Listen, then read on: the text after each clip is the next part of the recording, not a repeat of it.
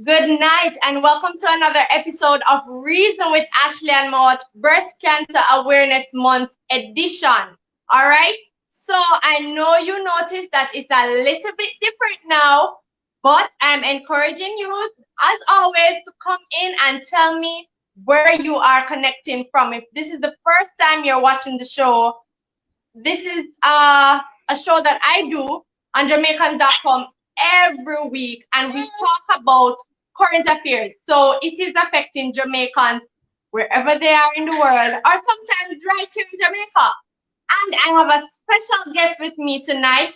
His name is Dr. Jordan Hardie, and he's a consultant obstetrician and gynecologist who received his undergraduate medical training at the University of the West Indies, UWI, right, where he completed his Bachelor's of Medicine, Bachelor's of Surgery, and BBS in 2008. He then went on to pursue a doctorate of medicine in obstetrics and gynecology at UWI as well, and he completed that program in 2014. His special interests include benign gynecology, help me out now, benign gynecological surgical conditions such as uterine fibroids and endometriosis. That's a very common one. And he currently practices at the Contemporary Medical Affiliate. Yes, my kid, I know you want to share as well. And when he's not seeing patients, he is an avid football fan and he enjoys spending time with his family. I do too. Welcome, Dr. Hardie, to Reason with Ashleigh-Ann. Thank you. All right. So tonight, as you guys have seen, we are talking about a very important topic, and that is the signs of breast cancer. I know, actually, but it's the last day of October. It's the last day of Breast Cancer Awareness Month. However, we could not end the month without sharing our opinions and sharing our knowledge about this condition, right? So we're gonna jump right into it, and to guide the conversation, Dr. Hardie is right here with us. So feel free if you need to ask your questions. The professional is here. So we're not only reasoning from information that we've obtained over the years, we actually have a professional in the room today. So Dr. Hardie, I just want to jump straight into it. The first thing that I want to ask you, there's a misconception that once you talk about breast cancer, it's automatically is that related to women. Can men be diagnosed with breast cancer? Yes. Most definitely men can be diagnosed with breast cancer. And are the signs the same in women and men? The signs are generally the same. However, men tend to present a little later with more advanced stage disease. So the prognosis can be a little poorer. Yes. And when you say prognosis, break it down for us. So when you say the prognosis, the likelihood of survival. Yes. It's and when you say a little later, what's the age range you're talking about? When I say later, not so much age, but they present with more advanced stage disease. Men tend to be not to present to physicians or to hospital early. So they may not have noticed the lump or noticed the changes in the breast area and didn't pay it any mind or was watching it. And it's when it becomes bothersome to them that they present. And by that time, there are challenges. And we're talking about that. Most people want to talk about breast cancer in Jamaica. Breast cancer in general. And we're talking about the signs. Most people will tell you feel for a lump, but is the lump the only sign? No. So the lump, as much as we encourage all women and or men for that matter to check for lumps. That's very important. There are other signs and symptoms that can be associated with breast cancer. So some women may notice a dimpling of the skin of the breast, almost an orange appearance. In fact, the term we use is coulage, which is a French term for orange peel appearance. They may also notice changes in the nipple area. So they may notice skin changes, so the skin around the nipple may start scaling, or the nipple may retract. And some patients may notice lumps in their armpits, which are enlarged lymph nodes. I just got a comment from Henry Rose, who is saying that he or she is having a difficulty hearing you clearly. Oh. So my suggestion, probably, if there's a mic connected to the earphones, you can probably speak directly into the mic and see if that helps. Yes, there should be. There should be. Yes. All right, so if you're just joining the conversation, this is Reason with Ashleigh-Ann Mowatt. We have a special guest tonight, Dr. Jordan Hardie, and we are speaking about breast cancer awareness, specifically what are clear signs of breast cancer. And Dr. Hardie was just outlining some of them. We also want to be very clear about this, guys. We tend to find that some Jamaicans will say, boy, it's a woman thing. It's not a woman thing. No, it's Men not. can also be diagnosed with breast cancer. So we are encouraging them, Dr. Hardie, to do breast examination as well. Men. Generally, yes. For men, the examination may be a little different because they have less breast tissue, but the technique is the same. Okay. Yes. Now let's get into it. Can people live long with breast cancer? Of course, early detection saves lives. So screening in terms of breast self-examinations at home, doing your annual visit and having your breast checked at that visit. And for women who are over the age of 45 or who have a family history of breast cancer, to start doing their mammograms. For those who have a family history, 10 years before the onset of the breast cancer in their family relatives, then they should start doing their mammogram. Yeah. All right. Some very important information being shared here, ladies and gentlemen. And when we talk about early detection now, what is the first thing that we should do once we pick up some of those signs that you've outlined? See your doctor.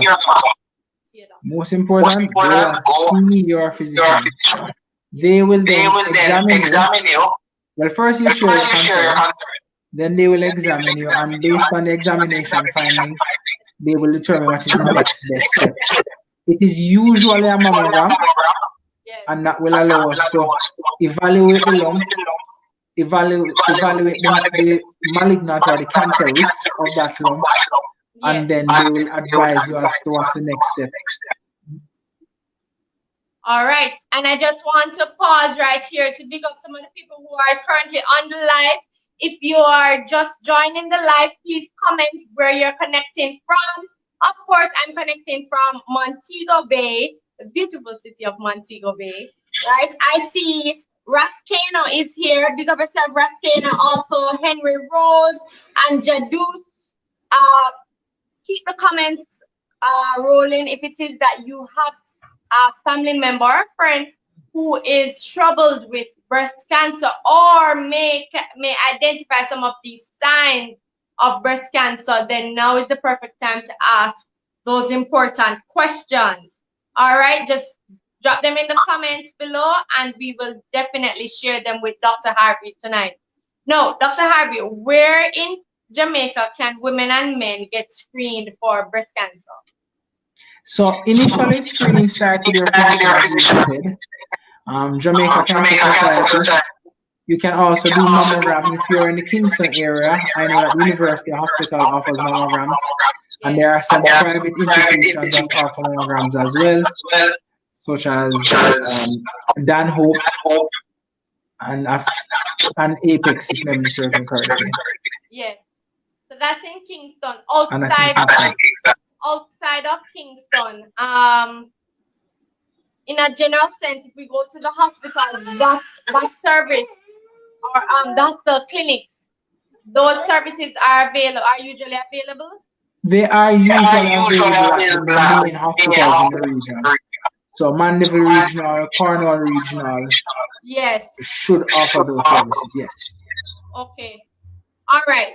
Now let's talk about some risk factors, because when we speak about cancer, sometimes we find that, especially when we're Googling, because so many people Google information now, especially when it comes to their health, we will see stuff like risk factors and how certain lifestyle habits can influence or affect the illnesses that you are diagnosed with.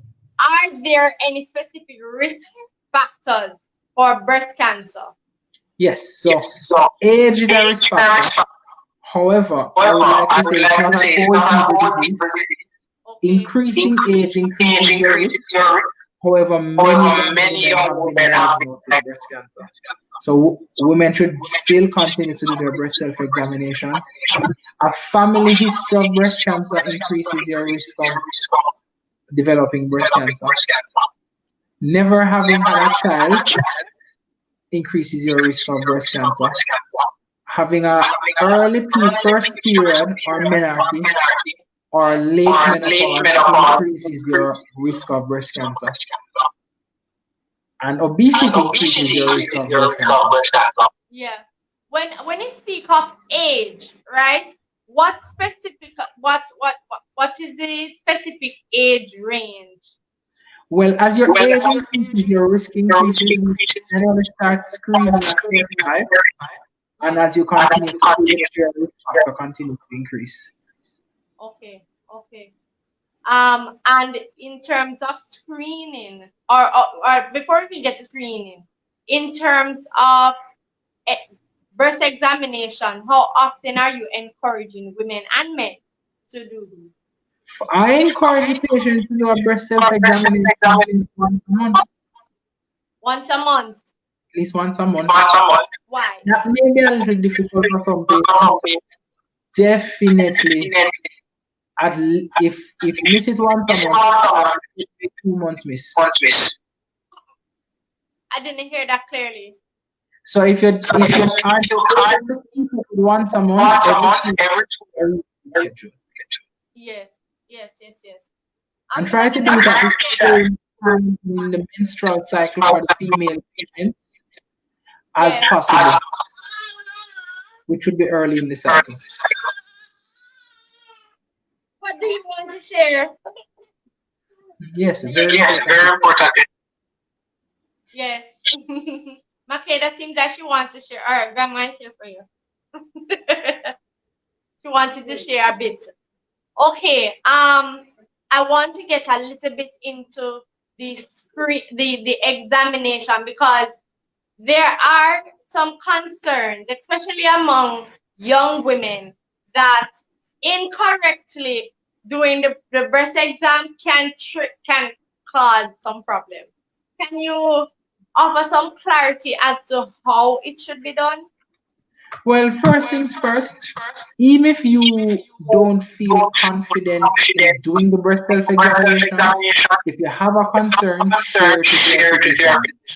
Allow us to determine the severity of the concern. If it is that you don't think that it is a significant, clinically significant concern, then fine. But what we don't want you to do is to have a concern and something is there and you don't present. Yes. I think most of the time it's ignorance why they may not come forward with the information or come forward with any concerns that they're having within their bodies. And I've always encouraged people, once it is that you feel as if you're out of control, then get the professional involved. As you will say, speak with your physician. All right. We're halfway through the show, and of course, I'm encouraging you guys. We're speaking about breast cancer awareness tonight, and if it is that you have any questions at all for Dr. Hardie, feel free to ask it now. All right. I want to speak a little bit more about men and breast cancer. For women, and especially given the fact that I recently gave birth to my baby, right? We usually get the recommendation quite often to do your breast examination, get your mammogram done so that you know exactly what is happening in your breast tissues, correct? Yes. Yeah. Very much. But for men, what is how is it, what can we do? What more can we do to get men to be a little bit more, aware. how should I say, aware of the importance of conducting those same examinations and taking care of their, I don't know if they have a problem to say breast or say chest. Well, the first step is programs like yours. We need to destigmatize the condition among men, and we also need to educate the greater population, both the men and their families. So in the events of wives, girlfriends, sisters, cousins, quite frequently, it is a relative that brings them to the hospital kicking and screaming. Yes. And that is the sad part, because usually when they take them to the hospital, that's usually the time when it's gone really bad. Yes. So generally, men tend to prevent more advanced stage disease for that very reason. Be that they have ignored the problem, or they are shy, or there's a stigma about the condition, so they don't present when the symptoms first start. Yes. I want to go back to the mammograms, right? From your understanding, what exactly is done when a woman or a man goes for a mammogram? So the mammogram is basically an X-ray of the breast. Well, to use colloquial terms. So then you're asked to place your breast on the plate, and then they take an image of the breast, and then this is evaluated by a radiologist. And the radiologist is looking for features associated with cancer. So they may see a discrete mass. They may and the mass may have features that are suspicious, and they will include that in their report. Most of the time, when and I can speak from even personal experience, once you go for a medical examination and there's some abnormality in your results, the first thing you do is panic, right? What I wanted to clarify, is every lump a cancerous lump in the breast? No. So most lumps are actually benign. In fact, some women will notice that their breasts are quote-unquote lumpy, which we refer to as polycystic changes. Yes. Now, the significance of this is that if you're doing your regular breast examinations, then you get an idea of what your breasts are supposed to feel like. If, however, you notice a change, so you notice that you're noticing a lump that is hard, it's not mobile, it's associated with skin changes, so the skin is a little scaly or it has started to dimple, and it wasn't there before, then that is significant.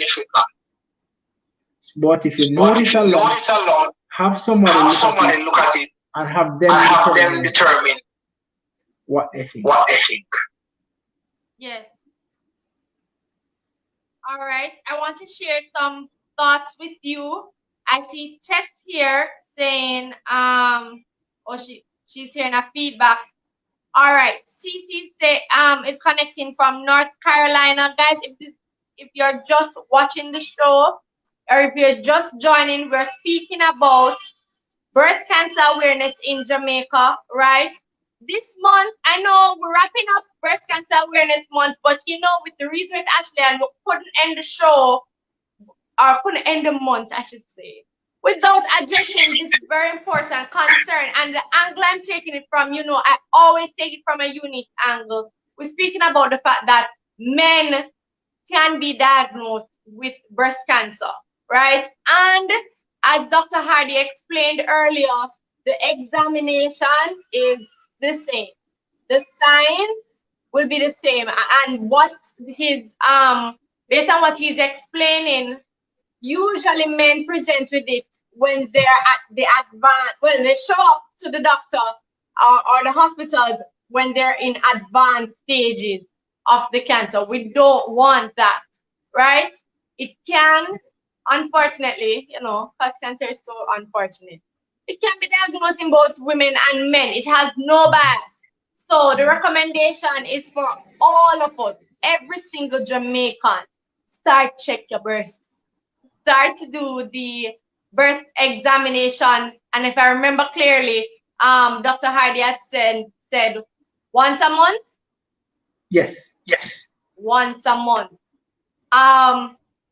Any directions as to how to do a breast exam? Okay, so for the breast self-examination, there are two common ways. Some women do it in the shower because it allows their hand to slide over the breast a little easier. And some do it lying down on a pillow. Whichever one is fine. You want to use the balls of the hands, not the points of the fingers. Yes.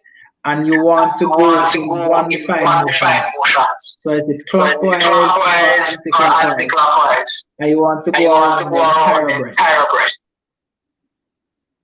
So when you're going around the entire breast, right? Mm-hmm. What are you looking out for?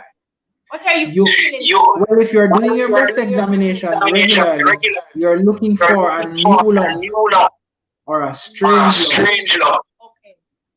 So if you know, and this lump, it may be hard, it may be immobile, it may feel like it's attached to skin.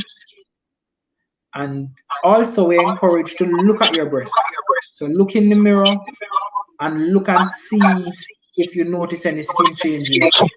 So one of the things you can also do, you can put your hand in the acute position and kind of, yes. And you will notice that the breast should hang naturally. If there's any retraction, then that could be a sign that there's something there. And then you can also put the hands above the head. Yes. And if you notice the hands above the head in the dimpling, then that can also be a feature that something is there that needs to be investigated. Yeah. And further to what you mentioned, I would say make a note of it. Oh yes. Because if we're going to do an examination, who knows, so many things have been happening every month in 2020. Make a note of it so that if it is that you feel you want to bring your concerns to the doctor, you already have it written down so you can present your doctor with your findings. Yes. I would say that would be valuable. All right. We're just about wrapping up now. In terms of any final advice to our viewers, what would you say is your message to persons, to Jamaicans overall, as it relates to breast cancer awareness? As it relates to breast cancer awareness, early detection saves lives. So at least you should be doing your breast self-examination once a month. And you should see your physician at least once a month. For women, most commonly it's their gynecologist, and have your breast examined. If you are greater than 45, then you should be doing your mammogram blood. And let me just one little plug that I'm putting there. Of course, if you just joined the show, you may not have heard Dr. Hardie's lovely introduction. He is, of course, an OBGYN working in Kingston, right? Yes. Yes. Do you work in any other parishes? No, I am solely based in Kingston. Solely based in Kingston. So if it is that you're in Kingston or you plan to visit Kingston, then of course you can check out Dr. Hardie. Where exactly do you practice? So I'm a contemporary medical affairs. We are on 37 Windsor Avenue. You can also check our social media pages. So my handle is Dr. J. So that's Dr. J. Hardie, Hardie, OBGYN. On Instagram, right? On Instagram. Are you on Facebook? Yes, on Facebook you can put in my name, Dr. Jordan Hardie, and you will find me. And Contemporary Medical Affiliates, we have a Facebook page. All right, guys. So if you have any additional questions for Dr. Hardie, because I find that you're very quiet tonight, right? I don't know if you have been taken aback by the subject matter, but I encourage you, as Dr. Hardie says, early detection saves lives, right? I want to save as many lives as possible. Thank you so much, Dr. Hardie, for spending the last about 26 minutes with me discussing a very important topic. I know many of my viewers were most grateful for the wealth of knowledge that you shared with us this evening, and I encourage you to continue sharing that information on your social media pages, so that your prospective patients can benefit from it. Thank you so much for having me. It was my pleasure speaking about this very topical issue right now. All right, take good care of yourself. Ladies and gentlemen, this has been another episode of Reason with Ashleigh-Ann Mowatt. Of course, you can follow me on Facebook. I'm Ashleigh-Ann Mowatt. I'm also on Instagram, A-Mowatt, Twitter, A_Mowatt, and YouTube, my full name, Ashleigh-Ann Mowatt. Until next time, come reason with me. Bye. Bye, Dr. Hardie. Bye.